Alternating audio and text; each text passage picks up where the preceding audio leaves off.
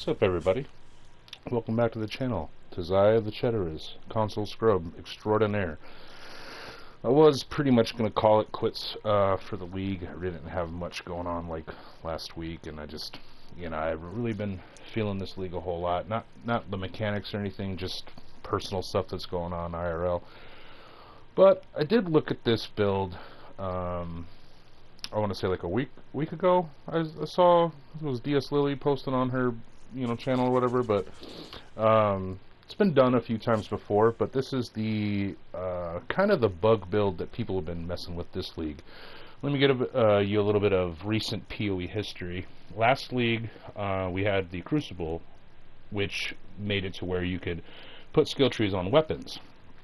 And we had this one called Splody Totem, where basically you spawned too many totems, making the ones out basically kill themselves. And when they died, they would explode, dealing a percentage of their life as damage. It was perceived by all to be a bug, but it was clarified by GGG that it was fully intended.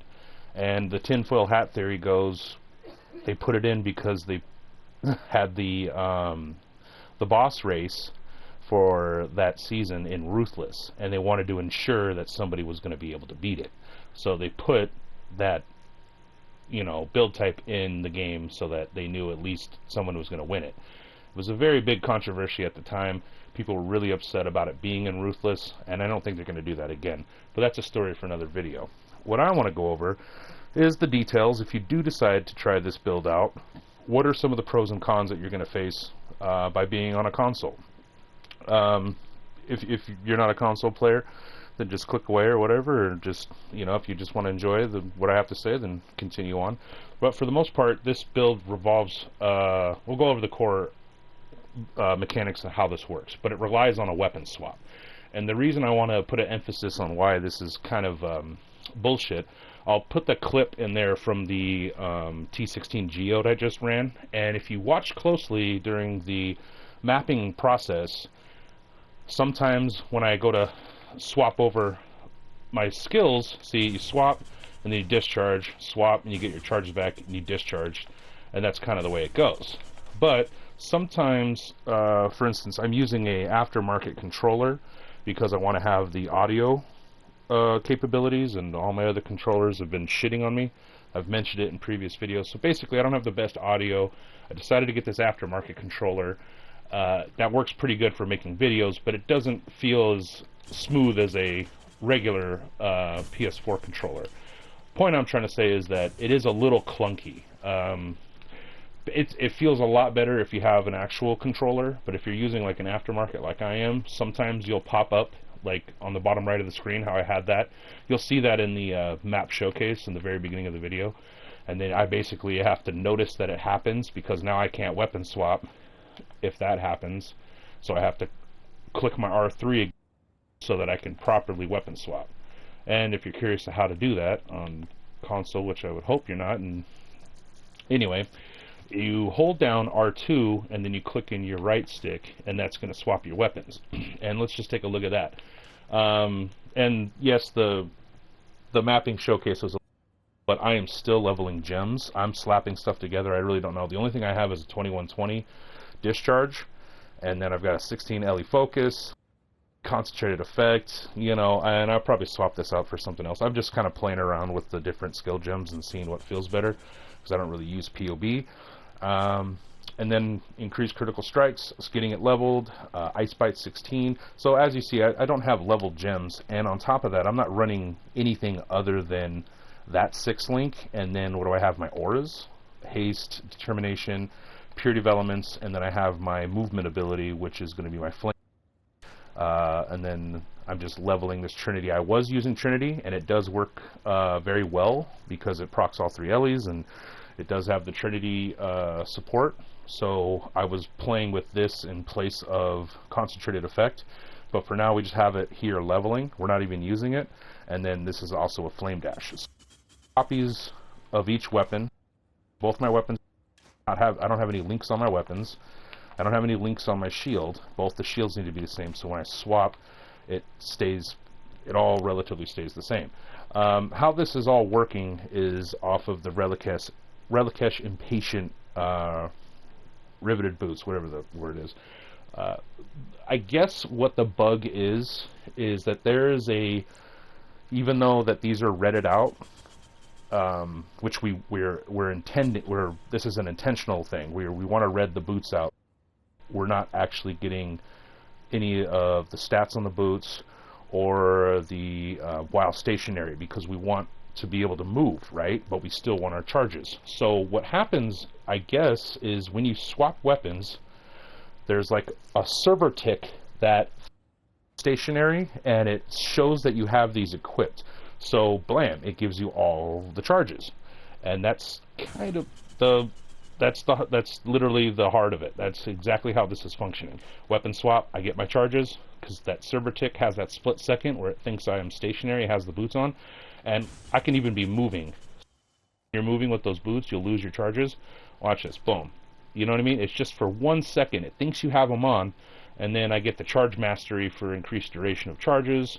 That's why, you know, they're up for, you know, 16 seconds on my powers, and then, you know, 10 seconds. I don't remember what it is, but they're up for a while. You know, I can move around, I can loot, I can do stuff, and someone wants to run up on me, I can scream and then pop them with the discharge.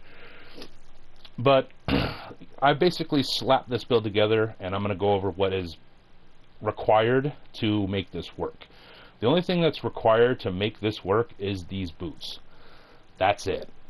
Now, there's probably one other item that you're going to need to get to make it functionally feel good and make it to where you're not, you know, just running, what, you know, three charges. So if you're not charge stacking, you know, you're just a base character, you're going to have 3 endurance, 3 frenzy, and 3 power charges. So that's 9 charges. That's not what we want.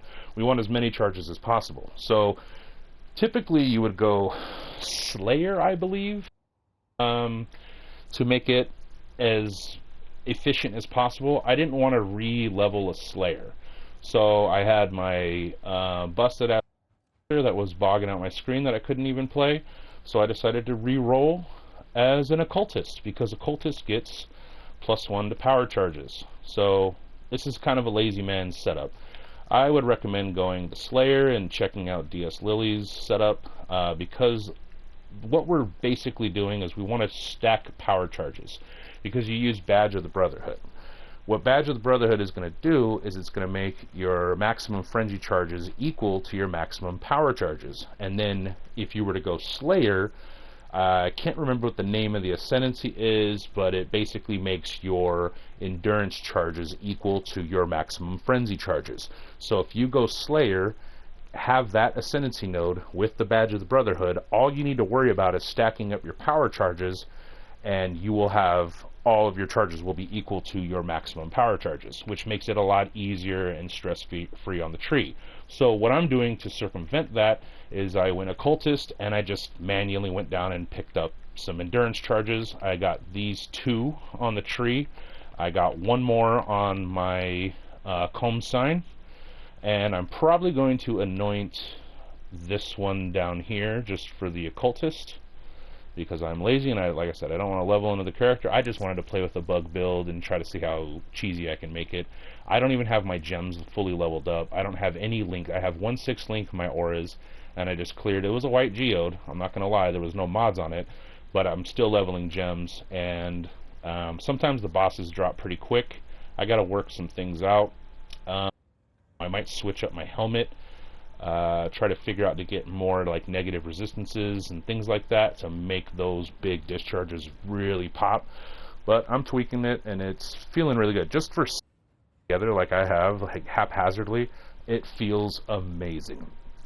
But to note that if you do want to try to play this on console, it does feel a bit clunky. It's a weapon swap, and then discharge, weapon swap, discharge, and then you have that cooldown. See that cooldown on the discharge? It's a little annoying, but if you can kind of get your tempo down, kite down, pop big pack, stay on the outside, pop big pack, you know, rinse, repeat, it feels amazing. It's very fun to play. I love GGG for how much content they have in the game, that these things exist almost every league. And it's not like, oh, they fucked up and they don't know how to develop their game.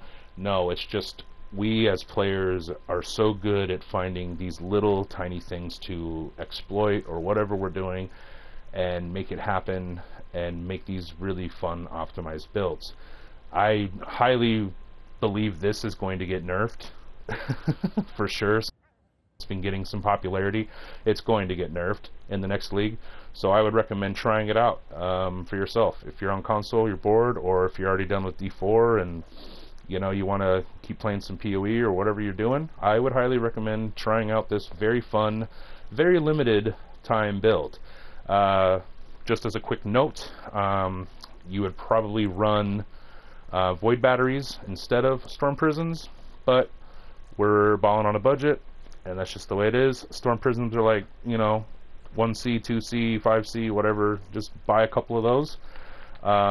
The Malachi's Loop, and these are all console prices, and I'm about to tell you some crazy shit here in a second. Malachi's Loop, very cheap. I don't know, 510C per, probably even less. Badge of the Brotherhood, I think I paid...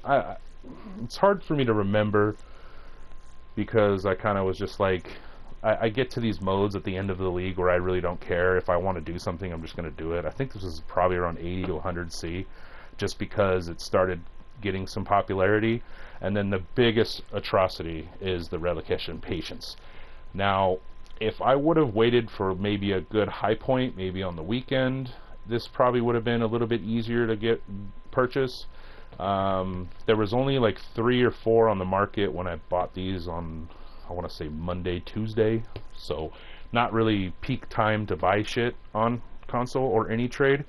But I'll tell you right now that the boots that were offline, they were going for the cheapest were around 100 Chaos and 1 Divine. You could probably find those all day on some Friday weekend, maybe if people are still playing. Seems like a lot of people are leaving the league though, and it's kind of dying down. So don't look at me like I'm crazy, but I've spent 3 Divine on mine. Like I said, I get into this mentality towards the end of the league. I really don't care about standard. I don't care where my currency goes. I just want to play something fun. I saw this. I wanted to try it out. I wanted to mess around with a buggy build because I like to do that kind of shit. I paid 3 Divine for these cheap-ass boots. These, I think they're going for like 50 to 60C on PC. And so it's, you know, it's the name of the game over here on console. You know, I hate it just as much as the next guy, but you know, it's supply and demand. You know what I mean? If somebody has something you want and there's a demand for it, then they can charge whatever the hell they want. You know, we have fewer players, fewer items, higher prices. It's just kind of the way it works. And you know, if you're gonna let min-maxing mentality and how much div per hour dictate your fun levels, then you're, you know, probably playing the right game. But I'll tell you that you'd probably have a better time playing the game if you just eased up a little bit and just relaxed and said fuck it from time to time and spent 3 Divine on some cheap ass, you know, 40C boots. I don't care. I really don't care. I am enjoying the build. I think it's a blast. It's very much fun.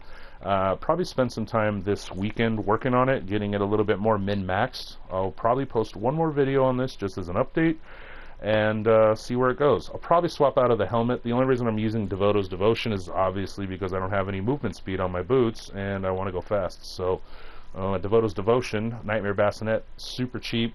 And this is the classic 6-link that's been around for a long time, since the start of the league, and I just can't get rid of it, and I love it. You know, it's good. It's good old standard mid-tier chess piece. It's going to be around for a while, and nothing else is really too crazy with the guy. I don't know. These gauntlets were on the Necromancer. I don't even know what these are. I'll probably, I mean, I can tweak all this gear, switch it all out. I just wanted to get res capped, get the build functional, and get something ready to, like, you know, grind out some levels and get my gem leveled up. My gems leveled up, flipped them and all that, so that's what we're going to be working on this weekend, and hope you guys liked the video. Just kind of keep it short and sweet, and I'm out of here, everybody. Have a good one. Peace, peace.